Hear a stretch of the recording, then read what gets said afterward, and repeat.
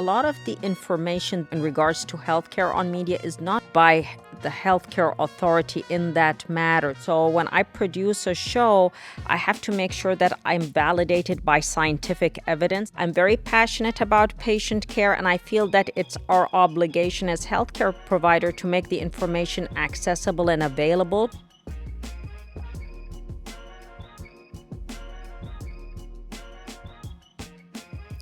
Hi, I'm Jasmine Vasquez-Sierra, and welcome to Producer's Corner, where we spotlight diverse voices and creators in East Multnomah County and beyond.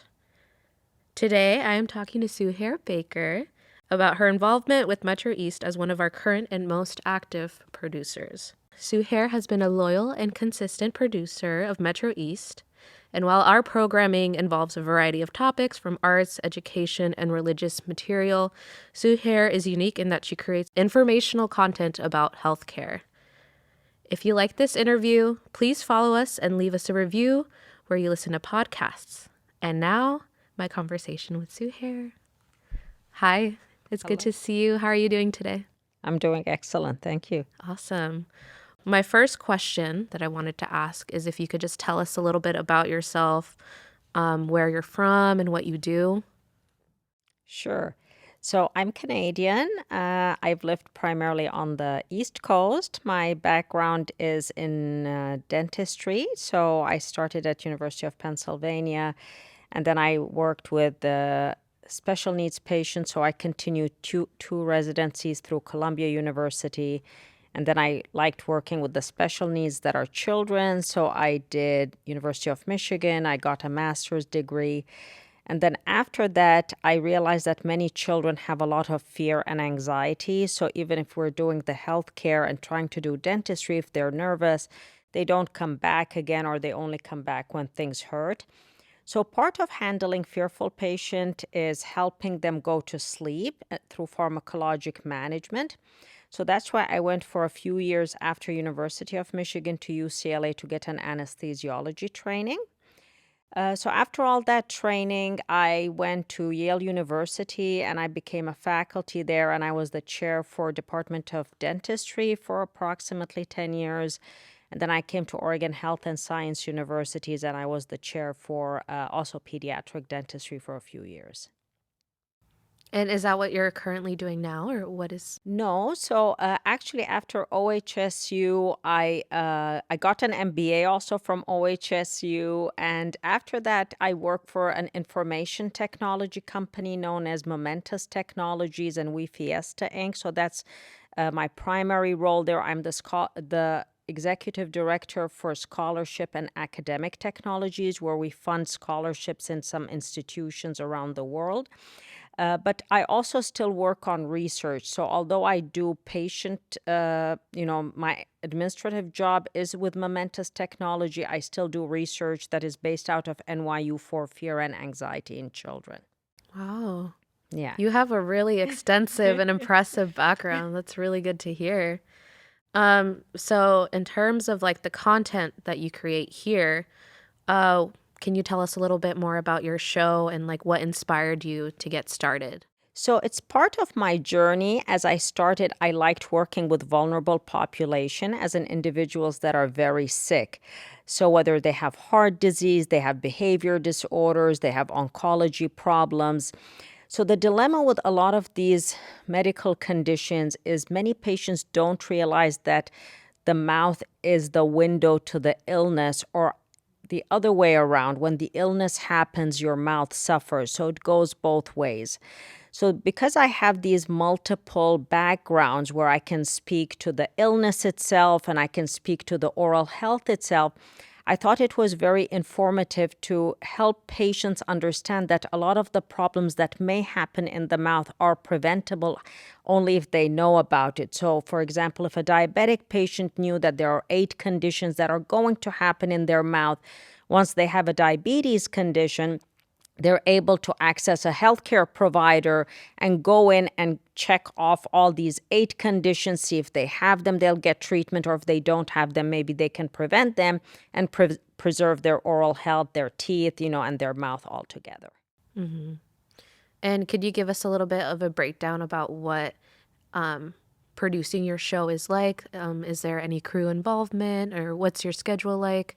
What technology do you use? Tell us more. Yeah. So I don't actually have a crew directly helping me, but I have been very privileged that when I worked with MetroEast, I had amazing mentors that helped me understand how does this cinematography work, how does the filmmaking work, the sound effects work, the light work. So I went through a few classes through Portland Community College just to get a baseline, but I didn't realize that the hands-on was more sophisticated. And I came here, actually, I took maybe 6 or 8 classes with Metro East. They had some classes at night, and they were very remarkable, as in they oriented me more technically. So I had the didactics, but that didn't help really with using the instruments or the equipment and organizing them and monitoring them. So I took a few of these hypothetical and hands-on classes, and then I came here, I produced a few shows, and then I started reflecting on the shows and self-correcting them. I edit my own, and I produce my same images that are required to help the patients understand some of these conditions that happen in their mouth. As someone that works here and has seen you do your thing, I think it's so remarkable that you're able to like do it all yourself. I think it takes a lot of motivation and just dedication to be doing what you do. So, Thank you. yeah, of course. And sort of on that same note, can you tell us something that you're most proud of during this process of like creating your content? So the thing that is very unique, it is the journey. So I'm a clinician and I'm a hands-on and I'm a researcher. This is a very novel area to me to understand how things work more globally. However, what got me motivated is understanding the lack of access to information from a patient's perspective. So when I build an empathy map from a patient's perspective, the minute they get a diagnosis for a disease, they don't know how to access the information. It's scattered in scientific literature, and the terminology is more scientific. So the patient does not understand exactly what is it they're supposed to look for in their mouth. And by the time they go to the dentist, they realize that it's a little bit too late. So I believe that media helps patients access information. It's free information. It makes sense. I'm very passionate about patient care, and I feel that it's our obligation as healthcare provider to make the information accessible and available. And it's also can be disseminated easily. So maybe, the patient does not have diabetes, but it's their father that is struggling or it's their child that's struggling. They can kind of look at it and help them out and either seek care right away and prevent oral health rather than wait for it to become a crisis and an emergency. And especially with vulnerable populations, many of these, sometimes end up being life-threatening. Yeah, that's really well said. And sort of on the flip side, what are some of the biggest challenges that you have faced? So I think some of the challenges is that, again, it's almost like learning a different language for me. I may be familiar with some platforms that are dedicated to research or for healthcare, but coming to learn for platforms that are needed for video editing, for example, is unique. Having to research through YouTube channels to see how I can make my time more efficient, how I can find shortcuts to produce a better, more effective outcome. Also looking at other programs that kind of help me understand how I can make my platform a little bit more visible from a patient perspective. So again, this is totally novel to me, and it's challenging that way, but also there are a lot of changes. By the time I figure one thing, I think the field has advanced some 10 steps, and I feel like I'm lagging behind. It's very worth it in the end. I feel it challenges me in a good way, makes me stay current, makes me more open-minded, diverse, all these amazing things. And it's really cool that you're like taking on this new challenge because, like you said, the visibility aspect of it is really important to be putting out that kind of information and making it accessible to people. So that's really good to hear that you're trudging on. So, and kind of in that same note about visibility, what has been your experience in getting your work seen and like putting that information out there? So, part of that visibility, what I think makes it a little bit challenging in healthcare is the content has to be very pristine and current because there are a lot of advancements. So when I produce a show, I have to make sure that I'm validated by scientific evidence. This is not just like, any other show where it doesn't really matter, if someone is putting some information that is not current or it's outdated or it's conflicting with other evidence. So that is a little bit hard to make sure that it's validated, but I also need to make sure that from a patient's perspective, they can understand the language. Again, we don't want it to be too scientific, where, yes, the information is valid, but the terminology is not understandable from a patient's perspective, or the other way around, where it's understandable, but then the information is not very current or validated. So it is very unique, trying to make sure that things are current and patients understand it and the audio visuals make sense. Because sometimes, although, things are described in a certain way, patients usually get that aha moment when they see it. They're like, oh, that makes sense. That's exactly why she's saying this is what we need to do up front so we don't encounter this whatever situation that's been described in the checklist. How can people access the type of content that you're watching? Like, do you have YouTube? So Or... it's a YouTube. Yes, tell us more about that. Like, what's your Yeah. channel? So the channel is the first phase. It has two phases. So the first part of it is only directed for patients, and it's called Bacher DMD on oral health and medical conditions. This is the part that is supposed to be very easy to flow, very easy to understand. Some of the sections will be part of a YouTube short because, as you understand, for example, let's say this is asthma and your mouth, there are 8 conditions, but the full episode, which is somewhere between 9 to 10 minutes, usually has all the 8 conditions. It'll describe each and every one of them. And it'll also show how can we prevent these conditions from happening, or if they happen, what do we do about them? The short includes each one of them separately. So it's not a lot of detail because not every asthma patient has the 8 conditions all together. So if they're just having the fungal infections, they can just go to the fungal infection and say, oh, this is what it looks like. This is what I should be doing. And this is how I need to seek help if it looks like this extreme phase.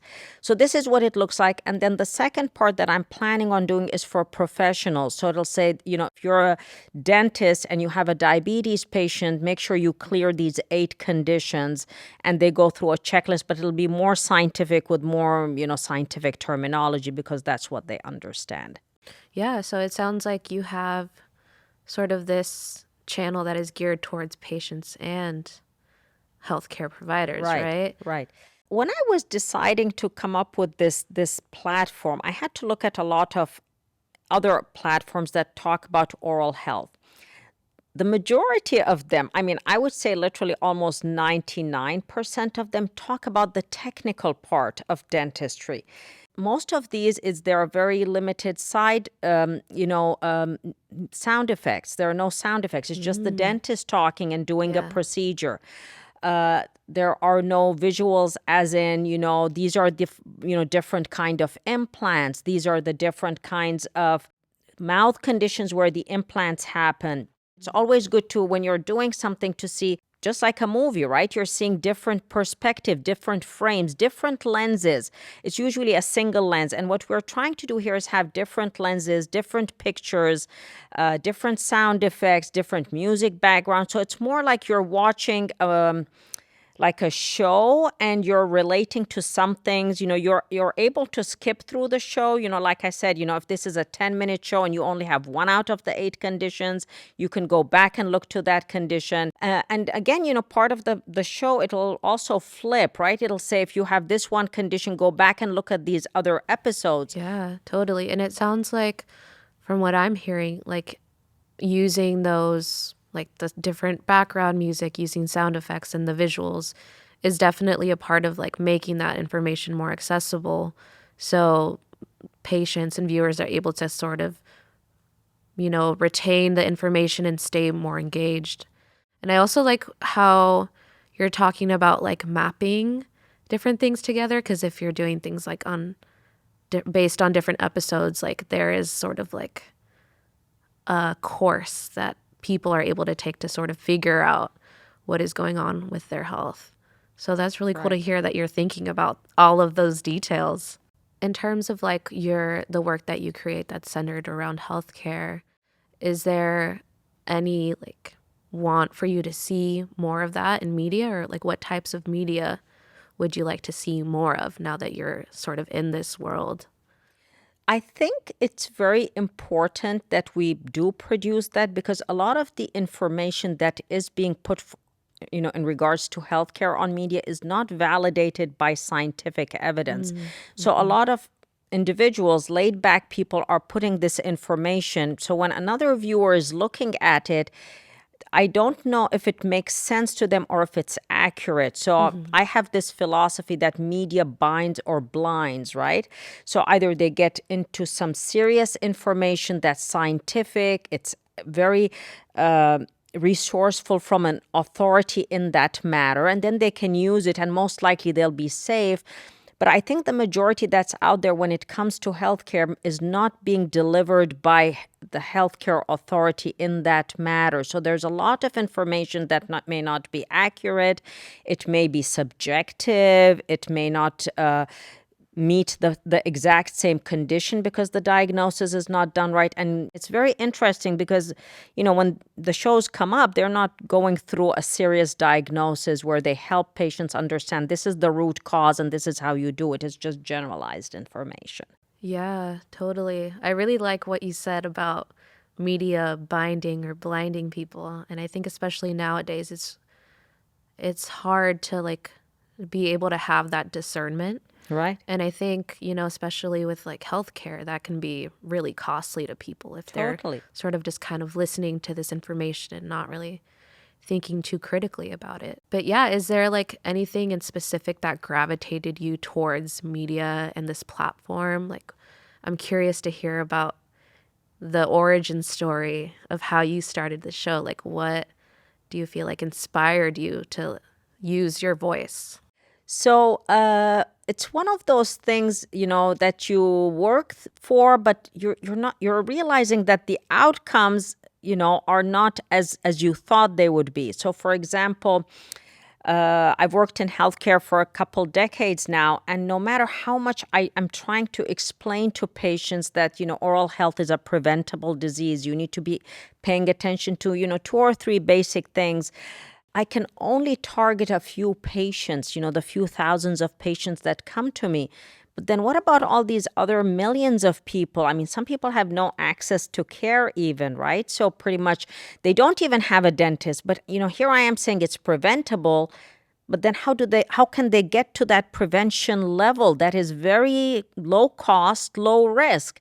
They cannot understand this information. But the more we get into media, and especially if, somebody who is saying, I've done this before, I know you can do it. We've had other clients that have worked with this and we can help you through this.